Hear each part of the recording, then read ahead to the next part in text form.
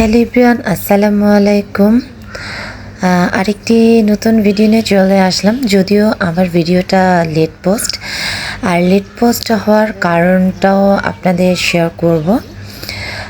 কারণ আসলে ভিডিওটা মেক করতে পারছিলাম না, আবার সময় সুযোগ হলো তাই মেক করলাম। আসলে ভিডিওটা মূলত হচ্ছিল আমাদের মা আর দুই মেয়ের কিভাবে পহেলা বৈশাখটা কাটলো সেটাই আজকে আমার ভিডিওতে শেয়ার করব।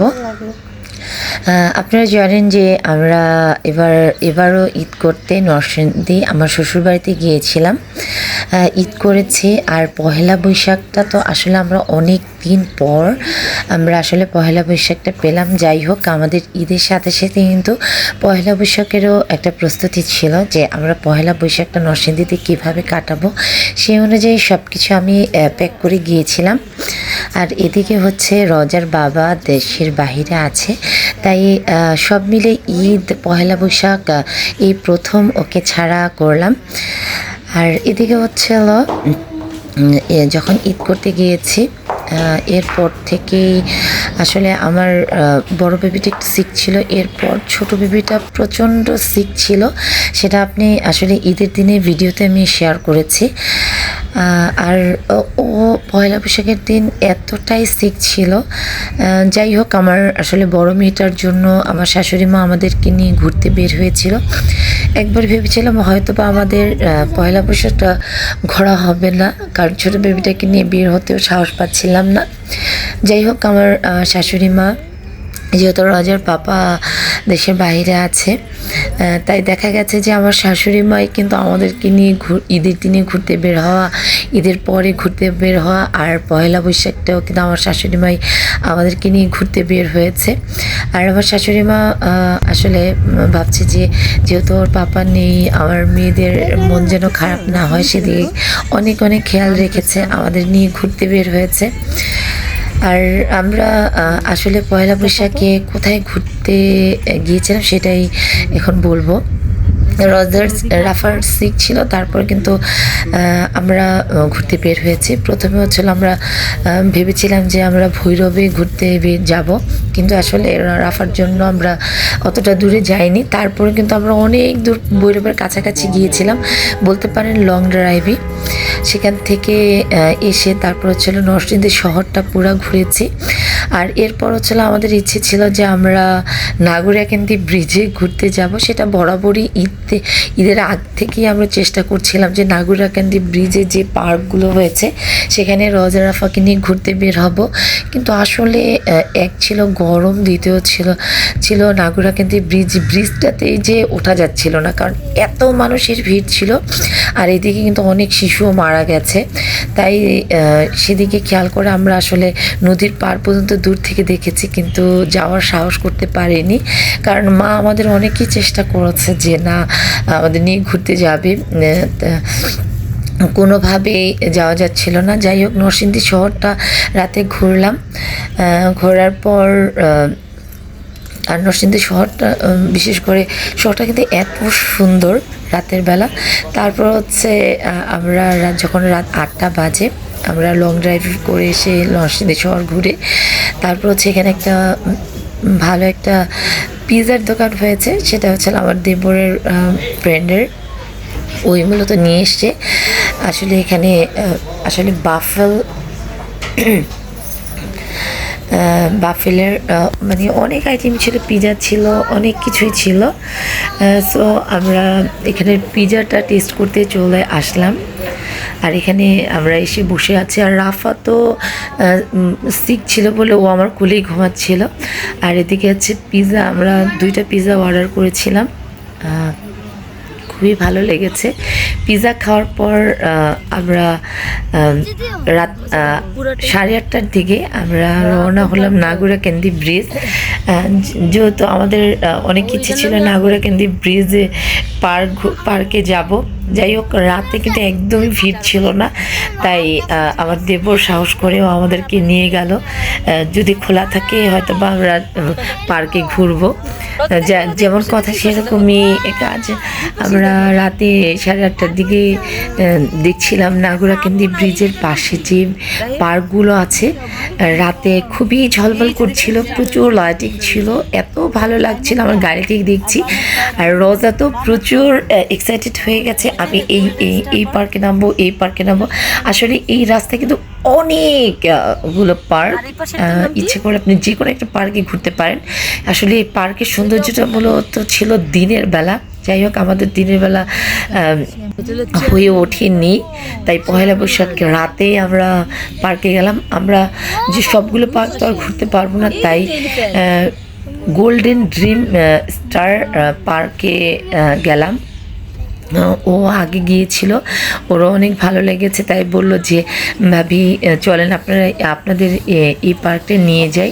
যাই হোক, ঢুকছি, আর পার্কের সৌন্দর্য বলেন, এটা হচ্ছিল অনেক সুন্দর। আসলে কি বলবো আর, ঢুকছি আর আপনাদের বলেছি গোল্ডেন স্টার পার্ক, এটা হচ্ছে খুবই সুন্দর। আমি আসলে পুরো পার্কটা ঘুরবো, আর যেহেতু দিনের সৌন্দর্যটা দেখাতে পারছি না, রাতে কেমন লাগছে এই পার্কে ঘুরতে, আর ভিতরে রোজা কিনে রাইডসে চড়বো এবং ভিতরে যা সৌন্দর্য আছে সেটা আপনাদের শেয়ার করার চেষ্টা করব। সো দেখতে থাকেন আমার ভিডিওটা। এই পার্কটাকে কিন্তু বুখারি নগরও বলা হয়ে থাকে। আর ভাবতে পারবেন না যে মাত্র 50 টাকা এন্ট্রি ফি দিয়ে, জনপ্রতি 50 টাকা এন্ট্রি ফি দিয়ে আমরা এই পার্কটাতে ঢুকেছি। আর পার্কটা যখন ঢুকেছি তারপর থেকেই একটা জিনিস আমার সবচেয়ে আকর্ষণ করেছে, সেটা হচ্ছিল যেখানেই যাচ্ছি বিভিন্ন ধরনের ফুল দিয়ে এত সুন্দর করে সাজানো গোছানো একটা পার্ক। আসলে আর সেটাতে ঢুকেছি মাত্র 50 টাকা এন্ট্রি ফি দিয়ে, ভাবা যায় বলেন। আর এখানে যে অনেক ধরনের রাইডস রয়েছে, আমার মেয়ে তো বুঝতে পারছিল না কোন রাইডসে উঠবে। যাই হোক, আমরা তো ওকে রাইডসে চড়াবই। আর প্রত্যেকটা রাইডসে চড়তে কিন্তু আপনার মাত্র টিকিট কাটতে হবে 50 টাকা করে টিকিট। আর যেহেতু 50 টাকার টিকিটও বলে দিলাম, তাই এখন হচ্ছিল রোজা রাফাকে প্রথমে হচ্ছিল যে বেবিদের যে মানে ঘোড়ায় যে চড়ার ইয়েটা আছে। আর এখানে এসে কিন্তু ওরা রোজা যেহেতু শাড়ি পরেছে, সে উঠতে খুব ইয়ে করছিল। যাই হোক, এখানে পুরাটা আপনাদের ঘুরে দেখানোর চেষ্টা করব। মানে আমরা এক সাইডে ছিলাম, সে সিঁড়ি মানে সিঁড়িতে উঠে উপর থেকে উঠে আবার আরেক সাইডে যাচ্ছি, আর পুরো পার্কটা কিন্তু আপনাদের দেখানোর চেষ্টা করছি। আর এখানে অনেকগুলো রাইডস, বিশেষ করে বাচ্চারা এসে যে কি পরিমাণ খুশি হবে সেটা আসলে ভাবতেও পারবেন না। বিশেষ করে বাচ্চারা না, শুধু বড়রা তো আসলে এর যে সৌন্দর্য আছে সেটা দেখে খুবই খুশি হবে, সেই সাথে হচ্ছে বাচ্চারা কিন্তু কম আনন্দ পাবে না। আর এক সাইড থেকে আরেক সাইডে যাওয়ার পরে দেখেন কি পরিমাণ সুন্দর একটা পুরো ফুলের মাঝখান দিয়ে যাচ্ছি। আসলে এরকম পার্ক মূলত আমরা কিন্তু দেশের বাইরে, বিশেষ করে দুবাই বলেন, সিঙ্গাপুর বলেন, এইসব ইয়েতে কিন্তু আমরা আসলে অনেক ভিডিও দেখেছি। আর যদিও নাগরাকান্দি ব্রিজের অনেক ভিডিও আমি আগে থেকে দেখেছি। আর আসলে কি বলবো, ঢুকে আমার এত ভালো লাগতেছে। আসলে দিনের সৌন্দর্যটা তো দেখতে পারলাম না, রাতে যে কি পরিমাণ লাইটিং, কি পরিমাণ সুন্দর, আসলে ভিডিওটা পুরো না দেখতে কিন্তু আপনারা বুঝতে পারবেন না। প্লিজ না কেটে অবশ্যই পুরো ভিডিওটা দেখবেন। আসলে আমার মাধ্যমে হয়তো বা আপনারাও এত সুন্দর একটা পার্কের সৌন্দর্য দেখতে পারবেন। সো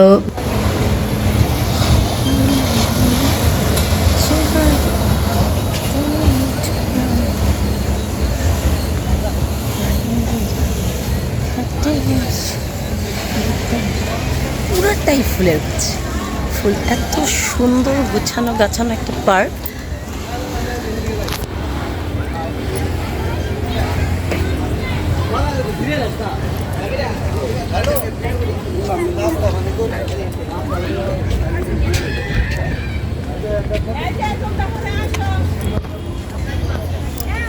আর এই সাইডে হচ্ছে হলো ছাতা দিয়ে সাজানো।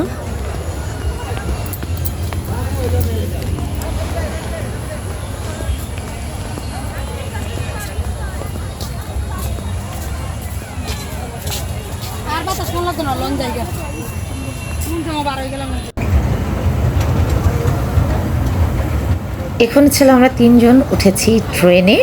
আর অনেকক্ষণ অপেক্ষা করার পর ট্রেনে টিকিট পেলাম। আর ট্রেনে ওঠার পর যেটা সবচেয়ে ভালো লেগেছে সেটা বলি, যে ট্রেনে ওঠার পর পুরো মানে ঘুরছি আর পুরো পার্কের সৌন্দর্যটা, সেটা ফুলগুলো আর চারপাশে এত লাইটিং, সব কিছু খুব সুন্দরভাবে দেখছি।